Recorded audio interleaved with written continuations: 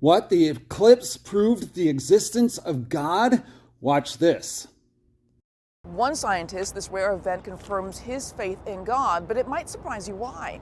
As the moon blocks out the sun and brings total darkness to a large swath of North America today, millions are marveling at the rare sight. But for physicist and astronomer Dr. Hugh Ross, it's a reminder that a solar eclipse that of more than 100 years ago confirmed Albert Einstein's theory of general relativity, which proved the universe was finite and that it had a beginning. The equations of general relativity reliably describe movements of bodies in the universe. Space and time are created, which establishes that the cause of the universe must be an entity or a being beyond space and time.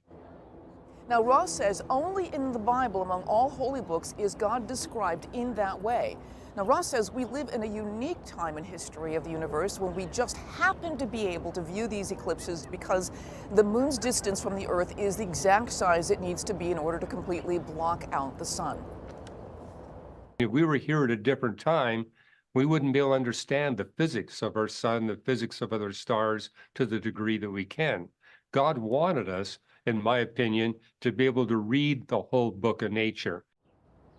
Now, Ross says the eclipses give us a glimpse into God's character. That we can predict these celestial motions is not by chance, but because the Creator has ordered the world in that way and allowing us to connect with our designer. This is a very fascinating thing because it actually says the moon is actually pulling away from the Earth. So we are in the exact time in history, among millions of years, that we can actually view these eclipses where the moon totally blocks out the sun.